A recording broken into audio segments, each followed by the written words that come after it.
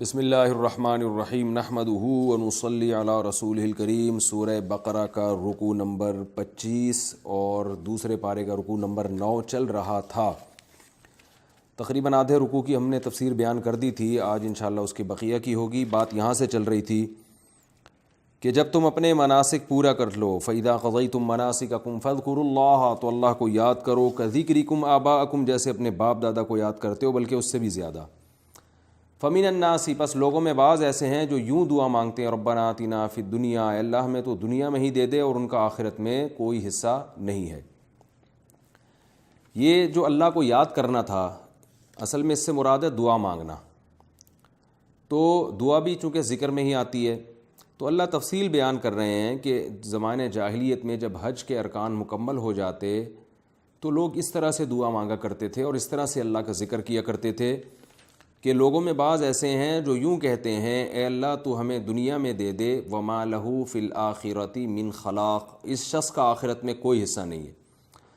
اصل میں ہوتا یوں تھا کہ عرب میں دین ابراہیم پر چلے آ رہے تھے، تو بہت سے لوگوں میں اللہ کا اور حج کا تصور تو باقی رہ گیا تھا، مگر آخرت کا انکار کر چکے تھے۔ وہ کہتے تھے مرنے کے بعد دوبارہ زندگی نہیں ہے، ہم جب مر جاتے ہیں تو مٹی ہو کے ختم ہو جاتے ہیں۔ تو یہ لوگ حج کرتے تھے، یہ اللہ کو بھی مانتے تھے، ان کا حج کرنے کا مقصد صرف دنیا ہوتا تھا، کیونکہ آخرت پر ان کا یقین نہیں تھا، ایمان نہیں تھا۔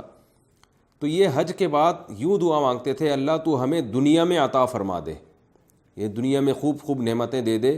تو اللہ نے فرمایا وما لہ فی الآخرۃ من خلاق، ایسے شخص کا آخرت میں کوئی حصہ نہیں ہے۔ اور کچھ لوگ ایسے ہیں جو آخرت پر ایمان لاتے ہیں، ان کی دعائیں یہ ہوتی ہیں، وَمِنْهُم مَّن يَقُولُ رَبَّنَا آتِنَا فِی الدُّنْیَا حَسَنَةً، اے اللہ تو ہمیں دنیا میں بھی اچھی زندگی عطا فرما، وفی الآخرۃ حسنہ، اور آخرت میں بھی اچھی زندگی عطا فرما، وقنا عذاب النار، اور ہمیں تو آخرت میں آگ کے عذاب سے بچا۔ اولئک لہم نصیب مما کسبوا، فرمایا یہ ہیں وہ لوگ کہ جو کچھ یہ کر رہے ہیں ان کو اس کا حصہ ملے گا۔ دیکھیں پہلے والوں کے بارے میں نہیں فرمایا کہ ان کو بھی دنیا ملے گی، اللہ چاہے گا تو ان کو دنیا دے دے گا، چاہے گا تو نہیں دے گا، لیکن آخرت میں ان کا کوئی بھی حصہ نہیں ہے۔ دوسرے والوں کے بارے میں اللہ نے فرمایا جو اللہ سے دنیا میں بھی اچھی زندگی مانگتے ہیں اور آخرت میں بھی اچھی زندگی مانگتے ہیں اور اس کی فکر میں لگے رہتے ہیں کہ ہمیں آگ کے عذاب سے ہماری جان چھوٹ جائے، تو اللہ نے فرمایا یہ وہ لوگ ہیں کہ جو کچھ یہ کر رہے ہیں، یعنی جو دعائیں مانگ رہے ہیں، کسبو کا مطلب جو محنت کر رہے ہیں، یعنی جو دعائیں مانگ رہے ہیں، اس کا حصہ ان کو ملے گا، یعنی دنیا میں بھی اور آخرت میں بھی ملے گا، دنیا میں بھی اچھی زندگی ملے گی اور آخرت میں بھی اچھی زندگی۔ واللہ سریع الحساب، اور اللہ بہت جلد حساب لینے والا ہے۔ یہ پہلے فریق پر نفی کی گئی ہے کہ جو آخرت کا منکر ہے، اور وہ اس لیے منکر ہے، وہ کہتا ہے سب کچھ دنیا میں ہی چاہیے ہمیں، تو اللہ فرماتے ہیں اللہ بہت جلد حساب لینے والا ہے، تو اس پہلے فریق کو ندامت ہوگی۔ اچھا، یہ جو دنیا میں حسنہ ہمیں چاہیے، حسنہ کا مطلب ہے اچھی زندگی، تو یہ خوب اچھی طرح سمجھ لیں، اچھی زندگی سے مراد یہاں عزت، دولت، شہرت نہیں ہے، بلکہ صحابہ تابعین سے جو اس کا مفہوم منقول ہے وہ ہے اعمال صالحہ والی زندگی، یہ مطلب ہے اس کا، یعنی وہ زندگی جس میں آپ کو اچھے عمل کی توفیق مل رہی ہو۔ وہ ایک الگ بات ہے کہ جب اچھے عمل کی توفیق ملتی ہے تو دنیا میں بھی پھر آپ کو نعمتیں ملتی ہیں، آپ کو سکون اور اطمینان کی زندگی ملتی ہے، تو وہ ضمناً وہ ملے گی نعمت، لیکن اس کا بیسک مقصد ہوتا ہے کہ دنیا میں نیک اعمال والی زندگی، پھر اس نیک اعمال کے ساتھ دنیا کی نعمتیں بھی ہوں تو اور اچھی بات ہے، وہ بھی حسنہ کے مفہوم میں داخل ہے، لیکن اس کا جو پہلا مصداق ہے وہ ہے اچھے اعمال والی زندگی۔ تو اللہ فرماتے ہیں ان کو ملے گی، اور جس کو قرآن میں دوسرے مقام پہ اللہ نے فرمایا حیاتاً طیبہ، پاکیزہ زندگی، تو یہ پاک زندگی، اچھی زندگی اللہ نیک لوگوں کو دیں گے، اور ہمیں اس سے بھی پتہ چلتا ہے کہ حج میں جا کے ہمیں یہ دعائیں مانگنی چاہیے۔ آگے اللہ تعالیٰ کا ارشاد ہے وَاذْكُرُوا اللَّهَ فِي أَيَّامٍ مَّعْدُودَاتٍ، اللہ کو یاد کرو مخصوص دنوں میں۔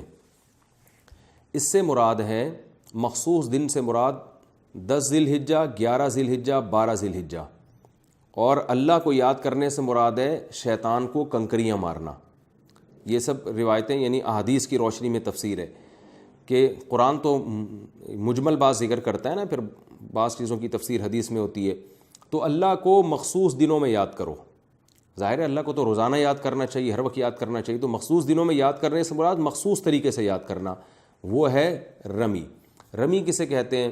حضرت ابراہیم علیہ السلام جب اپنے بیٹے کو مینا میں ذبح کرنے کے لیے لے جا رہے تھے تو شیطان 3 جگہ سے نمودار ہوا اور حضرت ابراہیم کو اس نے بہکانے کی کوشش کی کہ آپ کیا کر رہے ہو، اپنے معصوم بیٹے کو ذبح کر رہے ہو۔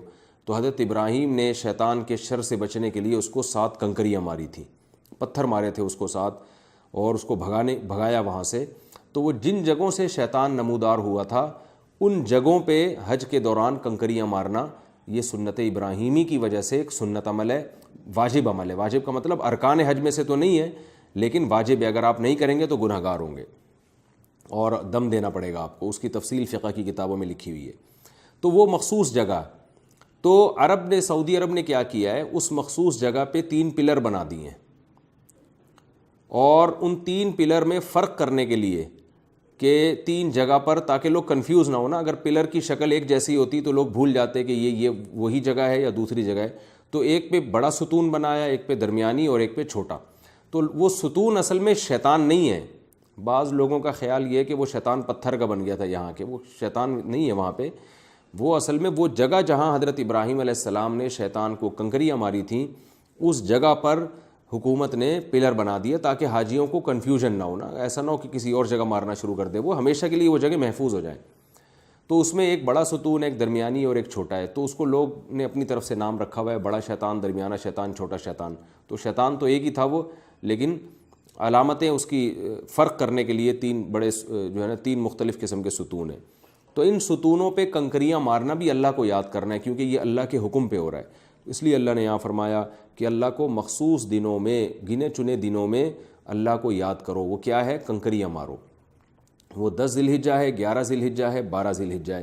اس کی تفصیل یہ ہے کہ جب حاجی لوگ 9 ذی الحجہ کو عرفہ کا حج مکمل کرنے کے بعد، عرفہ میں قیام کرنے کے بعد 9 تاریخ کو مزدلفہ کی رات گزارتے ہیں، مزدلفہ میں آ کے، تو مزدلفہ میں رات کو عبادت کرنی ہے۔ حدیث میں آتا ہے لیلۃ القدر سے افضل رات ہے وہ، اور صبح صادق ہوتے ہی آپ نے پھر مینا کی طرف نکل جانا ہے، اور پھر آپ نے صبح صادق کے بعد جب آپ مینا پہنچیں گے تو وہاں کنکریاں ماریں گے آپ شیطان کو، وہ جو شیطان جہاں نمودار ہوا تھا۔ 7 کنکریاں ماری جاتی ہیں، اور ہر ایک پر بسم اللہ کہنا، اللہ کا نام لینا، اللہ اکبر پڑھنا، یہ افضل عمل ہے۔ تو وہاں اپنے شیطان کو کنکریاں مارنے کے بعد پھر آپ جو ہے وہ دوسرے دن آپ پھر وہیں مینا میں قیام کریں گے۔ دوسرے دن پھر آپ یعنی 11 ذی الحجہ کو زوال کے بعد شیطان کو کنکریاں ماریں گے، اور 12 تاریخ کو بھی آپ نے زوال کے بعد شیطان کو کنکریاں مارنی ہے۔ یہ عمل ہے جو شیطان کو کنکریاں مارنے کا صحیح طریقہ ہے۔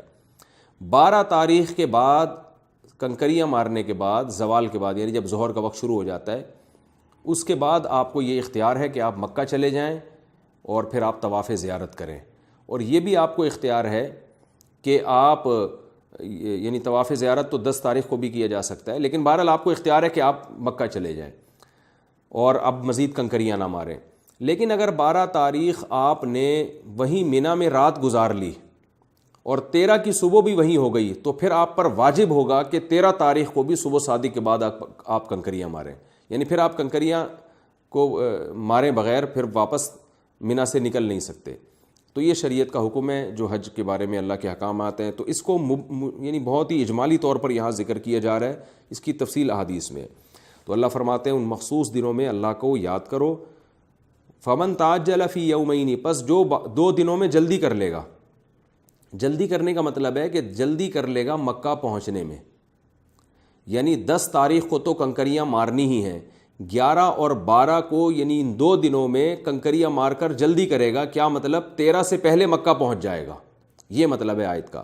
فمن تعجل فی یومین، جو 2 دنوں میں جلدی کرے، یعنی 11 اور 12 کو کنکریاں مار کر جلدی کرے ان 2 دنوں میں۔ جلدی کا مطلب فی وصولہ الی مکہ، مکہ پہنچنے میں جلدی کرے، فلا اسم علیہ، تو اس میں کوئی گناہ نہیں ہے، کیونکہ 13 تاریخ کی کنکریاں مارنا اس پر لازم نہیں ہے۔ ومن تأخر، اور جو تاخیر کرے گا مکہ پہنچنے میں، کیا مطلب؟ 12 تاریخ کو رات ادھر ہی گزار لے گا مینا میں، مکہ نہیں جائے گا، تو فلا اسم علیہ، اس پر بھی کوئی گناہ نہیں ہے۔ تو یعنی وہ رات یہاں گزار سکتا ہے اور 13 تاریخ کو بھی مکہ جا سکتا ہے، لیکن حدیث سے پتہ چلتا ہے کہ 13 تاریخ کو پھر مکہ کنکری مارے بغیر نہیں جا سکتا، بلکہ کنکریاں اس کو مارنی پڑیں گی۔ تو 10 تاریخ کو اور 13 تاریخ کو کنکری مارنے کا وقت صبح صادق کے بعد ہے، اور 11 اور 12 ذی الحجہ کو کنکری مارنے کا وقت یہ زوال کے بعد ہے۔ لمن اتقا، فرمایا یہ اس شخص کے لیے حکم ہے جو اللہ سے ڈرتے ہیں۔ ظاہر ہے جو اللہ سے ڈرتے ہیں وہی ان حکام کو فالو کریں گے، ورنہ جو نہیں ڈرتے وہ تو الٹی سیدھی باتیں کرتے رہیں گے کہ یہ کیا ہے، کنکریاں مارنا کیا ہوتا ہے، 13 تاریخ کو کیوں ماریں، 12 کو کیوں ماریں، یہ کیسے حکام ہے جو عقل میں نہیں آتے، وہ تو ایسی باتیں کرے گا۔ واتقوا اللہ، اللہ سے ڈرو، واعلموا انکم الیہ تحشرون، اور جان لو کہ تم ایک وقت اللہ کے سامنے جمع ہوگے، تمہیں اپنے عمل کا حساب دینا پڑے گا۔ اچھا دیکھیں، 2 لوگوں کا اللہ نے ذکر کیا کہ 2 قسم کے لوگ ہوتے ہیں۔ ایک وہ ہوتے ہیں جو عبادت کرتے ہیں وہ بھی دنیا کے لیے، لہذا ان کی دعائیں کیا ہوتی ہیں، اللہ سو ہمیں بس دنیا میں ہی سب کچھ دے دے۔ بہت سے غیر مسلم اس میں داخل ہیں، وہ اگر خدا کی عبادت بھی کرتے ہیں، ان کی کچھ رسومات ہوتی ہیں تو وہ دنیاوی کام بنانے کے لیے ہوتی ہیں۔ تو اللہ نے 2 فریقوں کا تذکرہ کیا، ایک جو کافر ہے جس کو آخرت مقصد ہی نہیں ہے، اور ایک وہ جو دنیا کے ساتھ آخرت میں بھی اچھی زندگی چاہتا ہے، جو مسلم ہے۔ اب یہاں مزید 2 فریقوں کا تذکرہ ہے کسی اور لحاظ سے۔ ایک وہ جو پرلے درجے کے منافق ہیں، یعنی کفر کی انتہا کو پہنچے ہوئے ہیں۔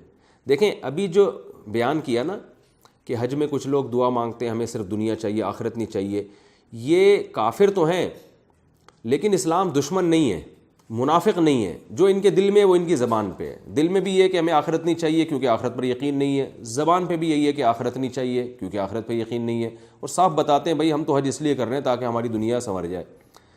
لیکن اب جس فریق کا تذکرہ ہو رہا ہے یہ دو انتہائیں ہیں۔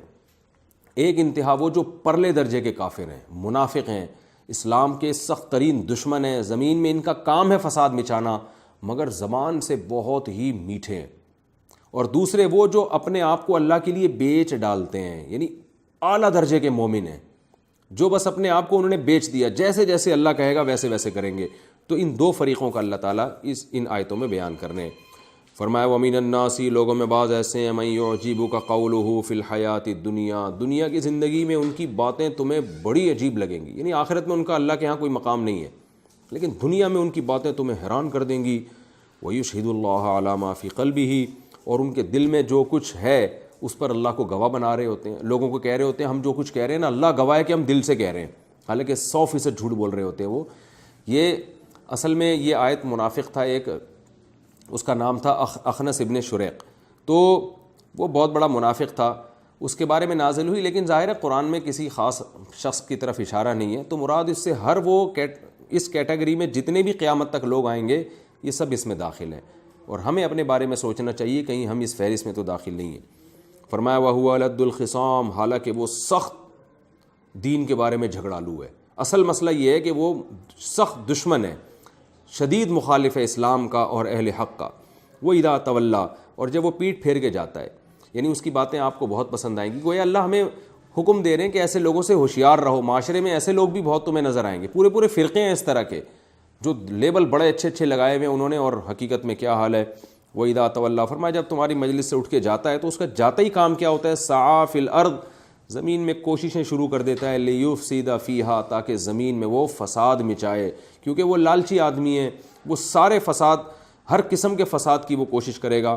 وَيُهْلِكَ الْحَرْثَ وَالنَّسْلَ، اور فساد کی ایک قسم بیان کی جا رہی ہے، وہ کھیتیوں کو ہلاک کرے گا اور نسل کو ہلاک کرے گا۔ نسل میں انسانوں کی نسل بھی آ سکتی ہے اور جانوروں کی نسل بھی، یعنی زمین سے زندگی کے ختم کرنے کے منصوبے بنائے گا اور کھیتیوں کو ہلاک کرے گا۔ جس کھیتیوں کا ذکر اس لیے کہ انسان کی معاشی ترقی میں سب سے بڑا کردار زمین کی پیداوار کا ہوتا ہے، یعنی انسانوں کو معاشی نقصان بھی اس کی وجہ سے پہنچے گا اور انسانوں کو نسلی نقصان بھی اس کی وجہ سے پہنچے گا۔ میں نے آپ سے عرض کیا تھا کہ قرآن کی عادت ہے کہ قرآن جب برے لوگوں کا ذکر کرتا ہے نا تو جو برائی کی انتہا کو پہنچے ہوئے ہیں عام طور پر ان کی مثالیں دیتا ہے تاکہ برائی آپ کی سمجھ میں آئے، اور پھر آپ فیصلہ کریں کہ آپ اس برائی کے زیادہ قریب ہیں یا اچھے لوگوں کے زیادہ قریب ہیں۔ اور جب قرآن اچھے لوگوں کی مثالیں دیتا ہے تو اعلیٰ درجے کے اچھے لوگوں کی، تاکہ 2 انتہاؤں کو ذکر کر کے لوگ پھر اپنے آپ کو خود پرکھیں کہ ہم کس کیٹیگری میں آتے ہیں۔ تو اللہ نے فرمایا واللہ لا يحب الفساد، اللہ زمین میں فساد کو پسند نہیں کرتے۔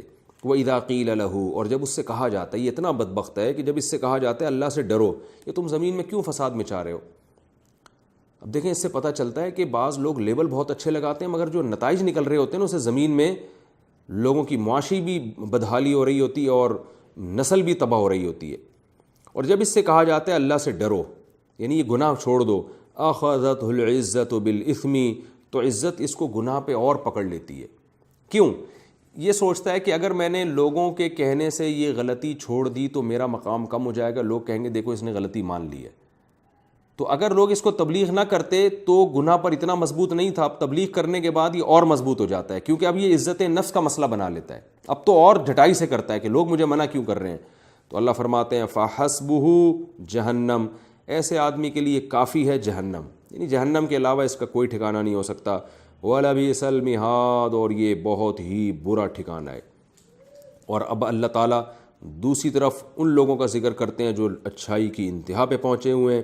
وَمِنَ النَّاسِ، لوگوں میں بعض ایسے ہیں، مَن یشری نفسہ، جو اپنے آپ کو بیچ ڈالتے ہیں، وقف کر دیتے ہیں، ابتغاء وجہ اللہ، اللہ کی رضا کی خاطر۔ ایسے لوگ بھی بہت سارے ہیں۔ اس کا علماء بیان کرتے ہیں، مفسرین کے سب سے بڑا مصداق مجاہدین ہیں، جو اللہ کی خاطر جان جو ہے وہ شہادت پیش کر دیتے ہیں۔ یہ وہ لوگ ہیں جنہوں نے اپنے آپ کو گویا قربانی کر دیا۔ اس کا وہ مصداق وہ مبلغین ہیں، دین کی تبلیغ کے لیے اپنا سر دھن سب کچھ قربان کر دیتے ہیں، وقت بھی دیتے ہیں، پیسہ بھی دیتے ہیں۔ اور ہر وہ شخص جو دین کے لیے قربانی دے رہا ہو اور ہر وقت اللہ کی رضا کی فکر میں لگا ہو، یہ تمام لوگ اس فہرست میں داخل ہیں۔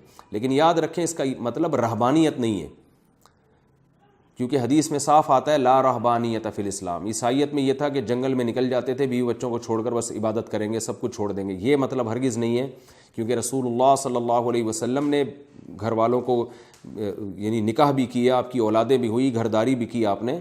تو کیا مطلب؟ ہر وقت ہر کام میں اللہ کی رضا پیش نظر رہے۔ اگر آپ بیوی بچوں کو کھلا رہے ہو تو اللہ کی رضا کے لیے، اگر آپ پیسہ کما رہے ہو تو اللہ کی رضا کے لیے، اگر آپ ترقی کر رہے ہو تو اللہ کی رضا کے لیے، تو ہر چیز میں صحت بنا رہے ہو تو اللہ کی رضا کے لیے۔ تو جس آدمی کے پیش نظر ہر وقت اللہ کی رضا ہوگی اور اس کے اپنے آپ کو وہ کھپا دے گا اس میں، تو وہ تمام لوگ اس آیت میں داخل ہیں۔ فرمایا واللہ رؤوف بالعباد، اللہ ایسے بندوں پر بہت مہربان ہے۔ یا ایھا الذین آمنوا، اے ایمان والو، ادخلوا فی السلم کافہ، اسلام میں مکمل داخل ہو جاؤ۔ اس آیت کا ایک شان نزول ہے۔ عبداللہ ابن سلام رضی اللہ تعالی عنہ، یہ یہودیوں کے بہت بڑے عالم تھے جنہوں نے اسلام قبول کیا، اور آپ کے ساتھ اور بھی بہت سے یہودی مسلمان ہوئے۔ تو اب یہودیوں میں ہفتے کا دن جو تھا نا، وہ عزت والا، تعظیم والا دن سمجھا جاتا تھا۔ کچھ مخصوص اعمال تھے جو ہفتے میں نہیں کرنے ہوتے تھے، اور کچھ اعمال ایسے تھے جو ہفتے میں ہی کرنے ہوتے تھے۔ اسی طرح یہودیوں پہ اللہ نے اونٹ کی چربی بھی حرام کر دی تھی، اور قرآن میں آتا ہے ان کی گناہوں کی وجہ سے ایک سزا ملی تھی ان کو۔ جب اسلام آیا تو اسلام نے ہفتے کے بجائے جمعہ کے دن کو مقدس بنایا، اور اونٹ کی چربی کو بتایا کہ یہ حلال ہے، اس میں کوئی حرج نہیں ہے۔ تو عبداللہ ابن سلام رضی اللہ تعالیٰ عنہ جو تھے، چونکہ یہودی سے مسلمان ہوئے تھے، تو یہ سوچتے تھے، یا اس طرح کے اور بھی جو لوگ اسلام قبول کیا، انہوں نے کہا کہ بھئی دیکھیں اسلام میں ٹھیک ہے ہفتے کا دن مقدس تو نہیں ہے، لیکن مقدس ماننے پر کوئی پابندی بھی نہیں ہے۔ ٹھیک ہے، ہم جمعے کو بھی مقدس مانیں گے، اور ہفتے کو اس لیے مقدس مانیں گے کہ حضرت موسیٰ کی شریعت ہے یہ، اور اسلام نے اس کی توہین کی، ہمیں کوئی یہ بھی نہیں ہے کہ اسلام میں یہ کہا ہو کہ یہ مقدس نہیں ہے۔ اسی طرح وہ یہ کہتے تھے کہ اونٹ کی چربی اسلام میں حلال ہے، مگر فرض تو نہیں ہے نا۔ تو چونکہ یہودی مذہب میں رہے تھے تو انہوں نے سوچا کہ اگر ہم اونٹ کی چربی نہ کھائیں، جیسے کہ پہلے بھی نہیں کھاتے تھے تو اب بھی نہ کھائیں، یہ سوچ کے کہ شریعت موسیٰ پر بھی عمل ہو جائے گا اور اسلام پر بھی عمل ہو جائے گا، تو اس میں کیا حرج ہے۔ اس پر ہی آیت نازل ہوئی کہ اے ایمان والو، اسلام میں مکمل داخل ہو جاؤ۔ کیا مطلب؟ جب اسلام دنیا میں آیا ہے تو پچھلی شریعتیں منسوخ، اب وہ کلعدم ہے بالکل، تو یہ نہیں ہو سکتا کہ وہ بھی اور یہ بھی ساتھ چلے۔ تو اگرچہ اسلام میں یہ نہیں ہے کہ ہفتے کا دن مقدس منانے پر کوئی پابندی ہے، لیکن آپ جو اس کے مقدس مان رہے ہو وہ ایک منسوخ شریعت کی بیس پہ مان رہے ہو، اب آپ کو 100% اسلامی احکام کو فالو کرنا پڑے گا۔ اسی طرح آپ جو اونٹ کی چربی نہیں کھا رہے، تو ٹھیک ہے چربی کھانا فرض نہیں ہے، لیکن آپ جو نہیں کھا رہے یہ اس لیے نہیں کہ فرض نہیں ہے، بلکہ اس لیے کہ یہودیوں کے یہاں مقدس ہے یہ، تو اب ختم، وہ دین ختم ہو گیا، مکمل اسلام کو فالو کرنا پڑے گا۔ کیا مطلب؟ مکمل اسلام یہ ہے کہ اگر آپ کو چربی ویسے ہی پسند نہیں ہے تو آپ نہ کھائیں، لیکن پسند ہے تو پھر آپ کھائیں۔ پھر آپ یہ نہیں کہیں کہ جی میں فلاں مذہب میں یا فلاں کے جو ہے نا وہ رعایت کر رہا ہوں، نہ پھر جب اسلام نے آپ حلال کر دیا تو پھر اللہ کے حلال کو کسی بھی طرح سے حرام کرنے کی اجازت نہیں ہے، پریکٹیکلی عملاً بھی حرام نہیں آپ اس کو کر سکتے۔ تو یہ آیت تو اس تناظر میں نازل ہوئی، لیکن الفاظ عام ہیں کہ اے ایمان والو مکمل اسلام میں داخل ہو جاؤ، عام الفاظ ہیں، اس کو کسی واقعے کے ساتھ ایسا جوڑنا کہ بس اس سے یہی مراد ہے، یہ بالکل بھی ٹھیک نہیں ہے۔ قیامت تک آنے والے انسانوں کو حکم دیا ہے کہ مسلمانوں کو حکم دیا ہے کہ جب اسلام قبول کیا تو مکمل فالو کرنا ہے اسلام کو، اور اس مکمل میں یہ بھی ہے کہ جیسے ہم آدھا اسلام پہ عمل کر رہے ہیں، آدھا نہیں کر رہے۔ کوئی معاملات میں مسلمان ہے تو نماز چھوڑ دیتا ہے، کوئی نمازی ہے تو معاملات میں ٹھیک نہیں ہے، کسی پہ حج فرض ہے وہ حج نہیں کر رہا، کوئی رشوت لے رہا ہے ویسے نمازی ہے اور عمرے پہ عمرے ہو رہے ہیں، کوئی عمرے پہ عمرے کر رہا ہے بہنوں کی وراثت نہیں دے رہا۔ تو اللہ نے فرمایا مکمل اسلام کو فالو کرو، ولا تتبعوا خطوات الشیطان، شیطان کے راستوں کی پیروی مت کرو، یعنی آدھا اسلام پہ چلنا آدھے کو چھوڑ دینا یہ گویا شیطان کی پیروی ہے۔ انہ لکم عدو مبین، شیطان تمہارا کھلا ہوا دشمن ہے۔ فإن زللتم من بعد ما جاءتکم البینات، اب تمہارے پاس اسلام کے برحق ہونے کے واضح دلائل آ چکے ہیں، اس کے بعد بھی اگر تم پھسلے کا مطلب پورے اسلام کو تم فالو نہیں کر رہے، دائیں بائیں ہو رہے ہو، لڑک رہے ہو، ادھر ادھر جا رہے ہو، اللہ فرماتے ہیں فاعلموا، یقین کر لو، ان اللہ عزیز حکیم، اللہ زبردست غالب ہے۔ غالب کا مطلب تمہیں سزا دے سکتا ہے، تم پر قدرت ہے اس کو، حکیم حکمت والا ہے۔ کیا مطلب ابھی سزا نہیں دے رہا تو اس سے دھوکے میں نہ ہو، یہ نہ سمجھو کہ وہ تم سے خوش ہے، بلکہ اس نے جزا اور سزا کا ایک ٹائم متعین کیا ہے، اس لیے سزا نہیں دے رہا۔ تو زبردست غالب بھی ہے اور حکمت والا بھی ہے۔ امام ابو حنیفہ رحمہ اللہ سے منقول ہے کہ اہل اسلام کے لیے سب سے سخت ترین آیت یہ ہے، جس میں براہ راست مسلمانوں کو اللہ نے گویا دھمکی دی ہے کہ پورے اسلام کو فالو کرو، اگر تم پھسل گئے تو یہ تمہارے لیے خطرناک ہے۔ تو یہ قرآن میں زیادہ تر غیر مسلموں سے خطاب ہے جس میں جہنم اور دھمکیاں دی گئی ہیں، جو دھمکی والی آیات ہیں۔ تو یہ اس آیت میں اللہ نے اہل اسلام کو ڈرایا اور کو کہتے ہیں سب سے مشکل، کیونکہ اس میں پورے اسلام پہ چلنے کا حکم دیا جا رہا ہے اور پھسلنے سے بھی منع کیا جا رہا ہے۔ آگے اللہ فرماتے ہیں کہ تمہارے پاس اسلام کے برحق ہونے کے اتنے دلائل آ چکے ہیں، پھر بھی فالو نہیں کر رہے، تو کیا تم اس کے انتظار میں ہو ان یاتیہم اللہ فی غلل من الغمام، کہ اللہ خود بادلوں میں چل کے آئے تمہارے پاس؟ یعنی بادل کا ذکر اس لیے کہ آسمان سے گویا اللہ نیچے اتر کے بادلوں سے ہو کر آئے اللہ تعالیٰ، اور بادلوں کے سائبانوں میں آئے اللہ، اور فرشتے بھی آئیں، یعنی وہ اللہ آسمان سے اتر کے بادلوں کے سائے میں آ کے تم سے خود خطاب کرے، اور فرشتے آ کے تم سے خود خطاب کریں اور بولے بھائی کہ اسلام بالکل برحق ہے، لہذا کیا اس کا انتظار کر رہے ہو؟ اس کے بعد مکمل اسلام کو فالو کرو گے؟ تو اللہ فرماتے ہیں کیا اس کے انتظار میں ہو، ینظرون، انتظار میں ہو کہ اللہ تعالیٰ آسمانوں سے آئے اور فرشتے بھی آئیں، وقضی الامر، اور پھر معاملہ ختم کر دیا جائے۔ کیونکہ جب اتنا بڑا معاملہ ہوگا، اتنی بڑی نشانی ہوگی، پھر تمہیں ایک سیکنڈ بھی مہلت نہیں ملے گی، پھر تو قضی الامر، قضی الامر کا معنی پھر تو فیصلہ ہو جائے گا، پھر تو سب کو، پھر کوئی ایک گناہ بھی کرے گا اللہ اس کو مار دے گا، فوراً پکڑ لے گا، پھر مہلت نہیں ملے گی۔ تو کیوں اتنی بڑی نشانی دیکھنے کے بعد مہلت نہیں ملتی؟ تو جو اسلام کے برحق ہونے کی اللہ نے نشانیاں دکھا دی ہیں، اسی پر اکتفا کر کے اسلام کو مکمل فالو کرو۔ وَإِلَى اللَّهِ تُرْجَعُ الْأُمُورُ، اور یاد رکھو تمام امور اللہ کی طرف لوٹ کر جاتے ہیں۔ تم جو کچھ کر رہے ہو سب کچھ اللہ کی طرف لوٹ کے جا رہا ہے، اسی کے حساب سے فیصلے ہوتے ہیں، اور تم نے بھی اللہ کی طرف لوٹ کر جانا ہے۔ یہ تو اس رکوع کی تفسیر الحمدللہ مکمل ہوئی۔ اس رکوع میں جو ہمیں علمی اسباق ملتے ہیں میں نمبر وار اس کو انشاءاللہ بیان کروں گا۔ پہلی بات تو ہمیں یہ پتہ چلی حج کی اہمیت اور حج کی فرضیت، اور یہ بھی پتہ چلا کہ حج میں ایک ٹریننگ کروائی جاتی ہے، لا رفث ولا فسوق ولا جدال، بے حیائی کی بات بھی نہیں کرنی ہے۔ ایک ٹریننگ ہے کہ آپ کئی دنوں تک جب اپنی زبان سے شائستہ کلام نکالو گے تو پریکٹیکل لائف میں بھی اس کا اثر پڑے گا۔ گناہ نہیں کرنا ہے، جھگڑا نہیں کرنا ہے، حالانکہ جھگڑے کی تمام چیزیں حج میں ہوتی ہیں، اتنی ٹینشن میں ہوتا ہے انسان۔ میں نے دیکھا وہاں بہت سے لوگ بیچارے لڑ رہے ہوتے ہیں، لیکن اللہ فرماتے ہیں کہ نہیں لڑنا، بہت سے الحمدللہ برداشت بھی کرتے ہیں۔ تو مسلمانوں میں برداشت پیدا کی جا رہی ہے، تو اس سے پتہ چلتا ہے کہ اللہ کی نظر میں برداشت اچھی چیز ہے، عدم برداشت کوئی کمال نہیں ہے۔ آج ہمارے نوجوانوں میں دیکھا ہے آپ نے، مشہور ڈائلاگ ہے، ابے بھائی مجھے تو مزاج کے خلاف کوئی بات کر دے میری تو کھوپڑی گھوم جاتی ہے۔ لوگ کہتے ہیں نا، لوگ کہتے ہیں تجھے تو پتہ ہے، پھر میرا تو دماغ آپ کو پتہ ہے جب شارٹ ہوتا ہے تو شارٹ ہوتا ہے۔ تو یہ کوئی کمال نہیں ہے، یہ لوگ فلموں سے ڈراموں سے یہ چیزیں سیکھتے ہیں، یہ کوئی کمال نہیں ہے۔ کمال کیا ہے؟ برداشت کرنا سیکھیں۔ وما تفعلوا من خیر یعلمہ اللہ، جو کچھ نیکی کا کام کرو گے اللہ جانتا ہے، تو جو بھی اچھائی کرو گے اللہ کے لیے کرو تو اچھائی کرنا آسان ہو جائے گا۔ وَتَزَوَّدُوا فَإِنَّ خَيْرَ الزَّادِ التَّقْوَىٰ۔ عرب کی جو رسم تھی کہ زاد راہ کے بغیر حج کرنے چلے جاتے تھے اور اللہ پہ توکل کرتے تھے، اس کی نفی کی گئی ہے اور اس کو تقوی کے خلاف قرار دیا گیا ہے۔ آج دینداروں میں بہت سوں کی حالت آپ دیکھ لیں، اسباب اختیار کیے بغیر توکل کرتے ہیں اور بے وقوفی اور حماقت کے کاموں کو توکل کا نام دیا جاتا ہے۔ میں بتاتا رہتا ہوں کتنے علماء شہید ہو گئے، ان کے پاس گارڈ ہی نہیں تھے۔ جب ان کے مریدوں سے کہو بھائی تم اپنے بڑوں کی حفاظت کے لیے ایک باڈی گارڈ رکھو، تو کہتے ہیں بھائی ہمارے حضرت کا اللہ پہ بہت توکل ہے اور اللہ پہ توکل ہونا چاہیے۔ اور جو علماء گارڈ رکھتے ہیں ان پہ کا لوگ مذاق اڑا رہے ہوتے ہیں، حالانکہ ان کو خطرات ہوتے ہیں۔ تو قرآن تو کیا کہہ رہا ہے؟ اسباب اختیار کرو، سفر میں جا رہے ہو، اتنی دور جا رہے ہو، اتنے مہینوں کا سفر ہے تمہارا، اور وہاں اکثر ایسے لوگ ہوں گے جن کی جان پہچان نہیں ہے، تو کچھ تو سوچا کیا ہے تم نے راستے کے لیے۔ تو اس سے پتہ چلتا ہے، دیکھیں دنیا بھی ایک سفر ہے، اس میں کتنے لوگ ہیں جو کمانا چھوڑ دیتے ہیں، بیوی بچوں کی فکر چھوڑ دیتے ہیں، بھائی اللہ کھلائے گا، اللہ پلائے گا۔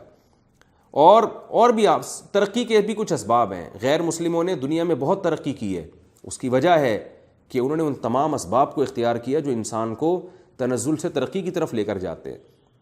من حیث القوم مسلمانوں کی حالت دیکھ لیں آپ، ڈیفنس کے معاملے میں آپ اسلامی ملکوں کا حال دیکھ لیں، عرب کا حال دیکھ لیں، کیا ان کے پاس ڈیفنس ہے اتنا مضبوط؟ کوئی آرمی ہے ان کی؟ کیا ان کے پاس ایٹمی طاقت ہیں، یا کوئی ایسے میزائل ہیں ان کے پاس جس سے آج اگر دشمن ان پہ حملہ کرے تو اپنے آپ کو بچا لیں؟ کچھ بھی نہیں ہے۔ اور یعنی یہ تو کھلے آنکھوں ہر آدمی دیکھ رہا ہے۔ اور کمال کی بات یہ ہے کہ جو فکر کرتا ہے اس کو لوگ ملامت، صحت کے حوالے سے دیکھ لیں آپ، صحتیں کا حال کیا ہے، لیکن جو ایکسرسائز کر رہا ہے، کھانے پینے کی چیزوں کا خیال کر رہا ہے، اس کو لوگ ملامت کرتے ہیں اور اس کو تانے دیتے ہیں کہ بھائی موت کا تو ایک وقت لکھا ہوا ہے، جب آنی ہوگی آ جائے گی۔ تو اس کا مطلب ہے کہ جو مرضی پھوڑتے رہو، جو مرضی کھاتے رہو، جیسا بھی لائف اسٹائل رکھو، ایسا تو نہیں ہے۔ تو اللہ نے یہاں اس آیت میں ہمیں بہت بڑا سبق ملتا ہے کہ اسباب آپ کو اختیار کرنے پڑیں گے۔ اب سوال یہ پیدا ہوتا ہے کہ غیر مسلم بھی اسباب اختیار کرتا ہے کامیابی کے، اور مسلم بھی، تو غیر مسلم میں اور مسلم میں فرق کیا ہے؟ تو یاد رکھیں دو فرق ہیں غیر مسلم اور مسلم میں۔ مسلمان بھرپور طریقے سے اسباب اختیار کرتا ہے لیکن نظر اللہ پہ رکھتا ہے۔ وہ کہتے ہیں اسباب اختیار اس لیے کر رہا ہوں کہ اللہ کا حکم ہے، لیکن نتیجہ اللہ کے حکم سے نکلے گا، ان اسباب سے نہیں نکلے گا۔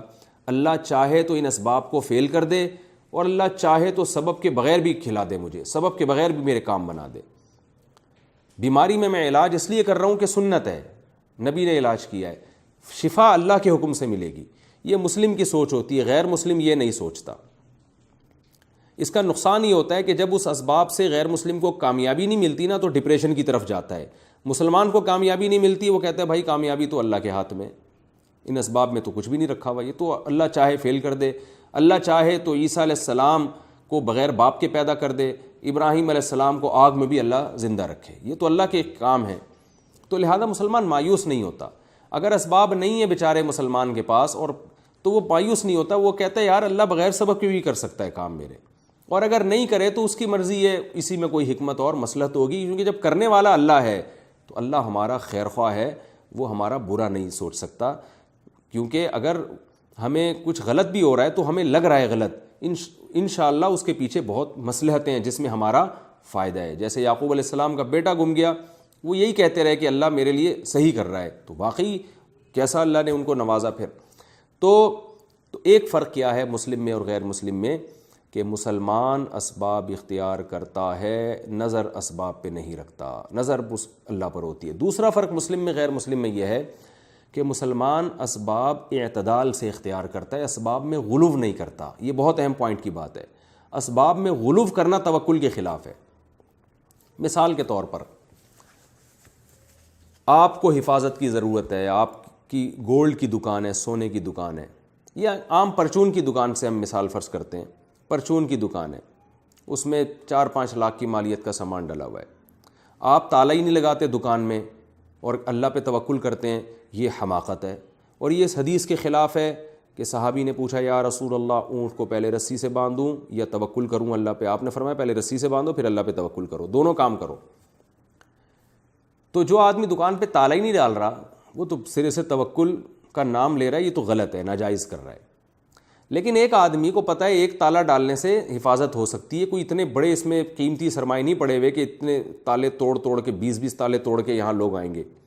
تو ایک یا دو تالے کے بجائے وہ کیا کرتا ہے کہ ایک آدمی کو تالا ایک لگانا ہے، 2-2.5 لاکھ کا سامان پڑا ہوا ہے، لیکن وہ کیا کرتا ہے ایک تالا بھی ڈالتا ہے، 8-10 گارڈ بھی بٹھا دیے اس نے، اور پھر گھر سے باہر بھی کرسی ڈال کے دکان کے باہر بیٹھا رہتا ہے ہر وقت اس خوف میں کہیں چوری نہ ہو جائے.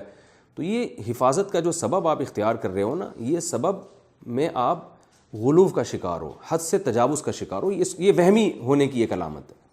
جیسے آپ نے دیکھا ہوگا ہمارے یہاں اکثر لوگ صحت کا خیال نہیں کرتے، لیکن بعض وہمی بھی ہیں، وہ اتنا خیال کرتے ہیں کہ آدمی کہتا ہے یہ تو ویسے ڈپریشن سے ہی مر جائے گا بیچارہ، اتنا زیادہ. وہ مائیکل جیکسن کی میں ایک مثال دیتا ہوں نا، کہ وہ ہاتھوں میں گلوز پہنے ہوئے ہیں، مسافہ بھی نہیں کر رہے کہ کسی کے جراثیم میرے ہاتھ پہ نہ لگ جائیں، جھوٹا پیتے ہوئے جناب کہ ایسا نہ اس کے جراثیم چلے جائیں، حالانکہ اگلا کہ منہ بھی صاف ہے، وہ پاکیزہ چیزیں کھانے والا ہے. تو بعض لوگ آپ نے دیکھے ہوں گے معاشرے میں جو بہت زیادہ اپنے اوپر مسلط کر لیتے ہیں کسی چیز کو، تو یہ اس کی علامت ہے کہ اس کا اللہ پہ توکل نہیں ہے. یہ سمجھتا ہے کہ جو کچھ ہوگا اسی سبب سے ہوگا، تبھی تو یہ اتنا غلو کر رہا ہے. اگر یہ سمجھتا ہے کہ اللہ سے ہوگا تو اعتدال سے جتنا اللہ نے بتایا اتنا سبب اختیار کر لیتا، باقی کس پہ توکل کرتا؟ اللہ پہ. تو دو انتہاؤں کے درمیان ہمیں چلنا ہے، اور اس کے یہ حدیث میں حکم ہے. آپ صلی اللہ علیہ وسلم نے فرمایا اجملوا فی الطلب وتوکلوا علیہ، کسی چیز کو طلب کرنے میں اعتدال سے کام لو اور پھر اللہ پہ توکل کرو. رزق طلب کرنے میں بھی اعتدال سے کام لینے کا حکم ہے. مثال کے طور پر ایک آدمی جاب تلاش ہی نہیں کر رہا، کاروبار کی کوشش ہی نہیں کر رہا اور کہے گا اللہ کھلائے گا، یہ بھی غلط ہے. لیکن ایک آدمی بزنس کر رہا ہے اور اپنے آپ کو بزنس میں اتنا کھپا دیا اس نے کہ نہ اس کو اپنی صحت کا خیال ہے، نہ وہ بیوی بچوں کو ٹائم دے رہا ہے، نہ وہ اس کی نیند پوری ہو رہی ہے. تو یہ کیا ہے؟ رزق کمانے میں غلو ہے. اور یہ کیونکہ اس کا یہ نظریہ ہے کہ محنت سے ملے گا مجھے. اگر یہ اللہ پہ توکل کرتا تو یہ کہتا بھائی محنت سے ملے گا، لیکن جتنی محنت کی اللہ نے مجھے اجازت دی ہے، اللہ دینے پر آیا تو اتنی محنت میں مجھے ڈبل رزق دے دے گا، اور نہیں دینا چاہا تو میں اللہ کی مرضی کے خلاف اگر چلوں گا، محنت میں حد سے تجاوز کروں گا، تو اللہ میرے منہ سے جو پہلے سے نوالا ہے نا وہ بھی چھین سکتا ہے، کیونکہ اختیار اللہ کے پاس ہے. تو اللہ کے حکم کو فالو کرنا ہے نا. جس کے ہاتھ میں رزق کے خزانے ہیں اس کے حکم کو پورا کر کے آپ نے رزق کمانا ہے، کیونکہ اصل خزانے تو اس کے ہاتھ میں ہیں. آپ کسی کی نافرمانی کر کے کسی طاقتور آدمی کے پاس دیکھیں اس کی جیب میں کچھ پیسے پڑے ہوئے ہیں، تو آپ اس طاقتور سے لڑ کے تھوڑی پیسے نکال سکتے ہو. تو یہ اللہ کے ہاتھ میں جب رزق ہے تو اللہ سے لڑ کے، یعنی اللہ کی نافرمانی کر کے اس سے رزق نہیں چھینا جا سکتا. تو اس لیے اعتدال سے کمانے میں اتنی محنت کرنی ہے کہ آپ کی صحت خراب نہ ہو، اس سے آپ اپنے بیوی بچوں کو، اپنے والدین کو، اپنے رشتہ داروں کو ٹائم بھی دیں، بالکل ہی کماؤ پوت نہ بن جائیں، کمانے کی مشین نہ بن جائیں. تو یہ غلو ہے. تو غیر مسلموں میں یہ غلو آپ کو بہت سے جگہوں پہ ملے گا کہ حد سے تجاوز کیا سب کچھ ہی، اور پھر وہمی ہو گئے، پاگل ہو گئے، ڈپریشن میں چلے گئے، پیسہ آ گیا لیکن صحت برباد ہو گئی، اور بعض کے بعد پیسہ پھر بھی نہیں آتا. تو یہ مسلم میں اور غیر مسلم میں فرق ہے. دوبارہ بتا دیتا ہوں، پہلا اسباب پہ مسلمان نظر نہیں رکھتا، نظر اللہ پہ. نمبر 2، اسباب اختیار کرنے میں اعتدال سے، شریعت کے حدود کے اندر رہ کے اسباب اختیار کرتا ہے، ناجائز کی طرف نہیں جاتا، حد سے تجاوز نہیں کرتا. تو یہ ہمیں پتہ چلتا ہے اس میں. اچھا، اس میں یہ جو اللہ نے فرمایا کہ تم پر کوئی گناہ نہیں ہے کہ حج میں تم تجارت بھی کرو، اس میں ان لوگوں پر بھی نفی ہے جو دین میں اپنے مزاج کو دخل دیتے ہیں. آج بہت سے علماء ہم نے دیکھے ہیں وہ دین کے کام کے ساتھ تجارت بھی کر رہے ہیں. جب تجارت کرتے ہیں ان کی تجارت میں برکت ہوتی ہے، لینڈ کروزر میں گھوم رہے ہیں، گاڑیاں اچھی ہیں ان کے پاس، گھر اچھا ہے، خوراک اچھی ہے، لباس اچھا ہے، لوگ ان پہ بھی انگلیاں اٹھاتے ہیں کہ یہ مولانا ہو کے اتنا پیسہ کیوں کما رہے ہیں. تو بھائی پیسہ کمانا اللہ کا فضل ہے جس کو اللہ نے فضل سے تعبیر کیا ہے. حج میں جا کے بزنس کیا جا سکتا ہے تو یہاں رہ کے کیوں نہیں کیا جا سکتا؟ تو کیونکہ آپ نے دین میں نا اپنا مزاج، آپ نے ایک مزاج بنا لیا ہے کہ نیک آدمی کے کپڑے پھٹے ہوئے ہونے چاہیے، نیک آدمی جو ہے نا وہ اول جلول ہونا چاہیے. تو یہ آپ کا اپنا بنایا ہوا ہے. جیسے عربوں نے خود ایک مزاج بنا لیا تھا کہ ہم حج پہ جا رہے ہیں تو بزنس کیوں کریں. بھائی اس کی کوئی دلیل نہیں تھی ان کے پاس. بھائی حج تو مخصوص ارکان کا نام ہے، وہ ارکان پورے کر لیں اللہ کی رضا کے لیے حج ادا ہو جائے گا، چاہے پھر وہاں بزنس کریں نہ کریں اس کا حج سے کوئی تعلق نہیں ہے. اس لیے اللہ نے بتایا کوئی حرج نہیں ہے. تو اس سے ہمیں پتہ چلتا ہے کہ ہمیں دین میں اپنے مزاج کو نہیں دخل اندازی دینی ہے، بلکہ دین ایک اللہ کی حدود کا نام ہے، اس حد تک اپنے آپ کو باؤنڈ کرنا ہے. دین نام ہے صغیرہ کبیرہ گناہوں کو چھوڑ دینے کا، بدعتوں سے بچنے کا. تو یہ بھی ہمیں اس سے علمی نقطے کی بات پتہ چلتی ہے. ایک بات ہمیں تجارت کی اہمیت اور فضیلت بھی پتہ چلتی ہے کہ دیکھیے اللہ تعالیٰ نے تجارت کو حلال قرار دیا، حج میں خاص ذکر کیا، کیونکہ اللہ چاہتے ہیں مسلمان معاشی ترقی کریں، تو حج میں اسپیشلی مسلمانوں کو اجازت دی جا رہی ہے کہ تم تجارت بھی کرو، کوئی حرج نہیں ہے اس میں، یعنی تم اس کو برا مت سمجھو، تو ظاہر ایک قسم کی ترغیب ہے نا یہ۔ کیوں؟ اس لیے کہ پوری دنیا سے لوگ آئیں گے، مسلمان جب بزنس کریں گے تو اس سے مسلمانوں کی معاشی ترقی ہوگی، اس سے اسلام مضبوط ہوگا۔ لیکن آپ انتہائی افسوس کے ساتھ کہنا پڑتا ہے کہ آج جب مسلمان حج کرتے ہیں تو بزنس اس سے یہودیوں کا ہوتا ہے، ملٹی نیشنل کمپنیاں ہیں ساری جن کی پروڈکٹ حاجی خرید رہے ہوتے ہیں، کیونکہ مسلمانوں نے تجارت میں اتنی محنت ہی نہیں کی ہے، کوئی ایسی پروڈکٹ ان کی معیاری ہوتی نہیں ہے عام طور پہ کہ جو ملٹی نیشنل کمپنیوں کے مقابلے میں لوگ اس کو خریدیں۔ بعض لوگوں نے مجھے بتایا کہ سعودی عرب میں جو ہے نا فروزن مرغیاں بھیجنا شروع کی ہمارے بعض پاکستانیوں نے یا بعض اسلامی ملکوں میں، اس میں گڑبڑ ہونا شروع ہو گئی، فراڈ ہونا شروع ہو گیا۔ ہمارے تاجر بعض دفعہ گڑبڑ کرتے ہیں، فراڈ کرتے ہیں، ظاہر ہے پھر ایک اتنی بڑی پیمانے پر تجارت ہے، حکومت نے سعودی عرب نے وہ تجارت ہی بند کر دی، تو ہماری کرپشن، ہماری نالائقی، کچھ ہمارے حکمرانوں کی نااہلی جس کی سزا ہم بھگت رہے ہیں کہ حج میں جو بزنس مسلمانوں کا ہونا چاہیے تھا، پوری دنیا سے لوگ آ رہے ہیں، ہماری کمپنیاں بہت ترقی کرتی، لیکن افسوس کی، اور خاص طور پہ اللہ نے قرآن میں اس کا تذکرہ بھی کیا، مگر فائدہ ہمارے بجائے ہمارے حج کا فائدہ بھی دوسرے لوگ اٹھا رہے ہیں۔ تو یہ بھی افسوس کرنے کا مقام ہے اور سوچنے کا مقام ہے۔ اور اس آیت سے ہمیں بھی پتہ چلتا ہے کہ مسلمان کو بزنس کو فوکس کرنا چاہیے، کیونکہ وہاں بزنس ہی ہو رہا تھا، بزنس میں اللہ نے رزق رکھا ہے۔ ایک روایت میں آتا ہے رسول اللہ صلی اللہ علیہ وسلم نے فرمایا، میری امت کے 10 میں سے 9 حصے رزق اللہ نے تجارت میں رکھا ہے، اتنی برکت اللہ نے رکھی ہے۔ غیر مسلم اس پر عمل کر رہے ہیں، آج مسلمان اس پر عمل نہیں کر رہے ہیں، مسلمان ملازمتوں کی طرف جا رہے ہیں، بزنس کو فوکس نہیں کر رہے۔ اس میں ہمیں یہ بھی سبق ملتا ہے کہ قرآن میں جو اللہ نے فرمایا کہ عربوں کو فرمایا کہ تم عرفات سے لوٹو جیسے کہ لوگ لوٹتے ہیں، تو اس میں قوم پرستی کا بھی خاتمہ ہے۔ اسلام میں عبادات میں اسلام سب کو ایک لیول میں دیکھتا ہے، عرب، عجم، 18ویں گریڈ کا آفیسر اور 11ویں اسکیل کا بندہ، اس میں کوئی فرق نہیں ہے۔ تو عربوں کو حکم دیا جا رہا ہے تم اگرچہ حرم میں رہتے ہو، حج کا سب کا ایک ہی طریقہ ہوگا۔ آپ دیکھ لیں بہت سے دنیا میں عبادت گاہوں میں بڑے چھوٹے کا فرق رکھا جاتا ہے کہ جی مندر میں اس صف میں فلاں بیٹھ سکتے ہیں، اس صف میں فلاں بیٹھ سکتے ہیں، جس نے زیادہ پیسے دیے وہ آگے جائے گا، جو کم پیسے دینے والے وہ پیچھے جائے گا۔ مسجدوں میں یہ فرق الحمدللہ آج بھی نہیں ہے۔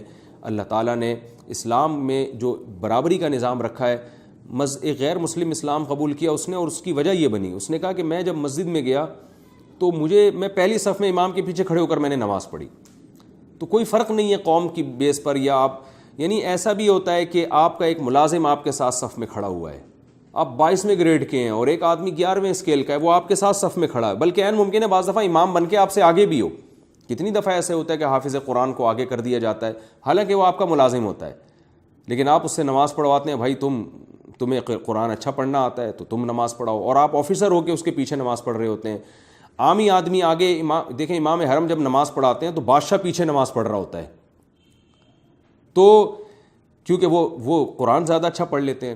تو یہ جو برابری کا نظام اسلام نے دیا ہے، یہ ایک اسلام کا ایک بہت بڑا حسن ہے جس کو دنیا بھی مانتی ہے، اور یہ اسلام کے علاوہ آپ کو اتنے بھرپور خوبصورت انداز میں دنیا میں کہیں بھی نظر نہیں آئے گا۔ اور خاص طور پر یہ حکم عربوں کو دیا جا رہا ہے جبکہ قرآن نازل عربوں پہ ہو رہا ہے، یعنی پہلے اولین مصداق عرب ہیں، ان کو حکم دیا جا رہا ہے کہ تم نے حج ایسے ہی کرنا ہے جیسے دوسری قومیں کرتی ہیں۔ پھر اس میں حکم دیا جا رہا ہے دعاؤں کا کہ حج کے بعد تم نے، یعنی جو بعض لوگ دعا مانگتے تھے کہ صرف دنیا مانگتے تھے، ان کو حکم دیا جا رہا ہے کہ تم نے جب عبادت کرنی ہے تو صرف دنیا کو فوکس نہیں کرنا، دنیا کے ساتھ آخرت کو بھی تم نے ساتھ ساتھ رکھنا ہے۔ اور رمی کے حکام ہیں اس میں، یہ بھی ہمیں سبق ملتا ہے۔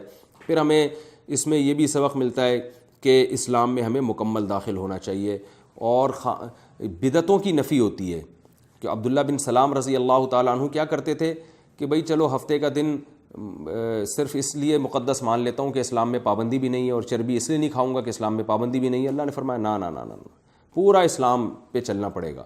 تو کیا مطلب، اب آپ بدعت کا دروازہ اللہ نے بند کر دیا۔ اب آپ دیکھ لیں ہمارے ملک میں، ہمارے ہاں کتنی شریعت کی باتیں ہمیں موجود ہمارے پاس ہیں، لیکن اپنی طرف سے اضافہ۔ اذان میں لا الہ الا اللہ کے بعد آپ محمد رسول اللہ نہیں لگا سکتے، حالانکہ ہمارے کلمے کا حصہ ہے، لیکن اذان میں نہیں لگا سکتے کیونکہ نبی سے لا الہ الا اللہ ہی منقول ہے۔ تو اسی طرح اذان سے پہلے جو صلاۃ والسلام بلند آواز سے پڑھا جاتا ہے لاؤڈ اسپیکر پہ، اس کا بھی کوئی ثبوت نہیں ہے۔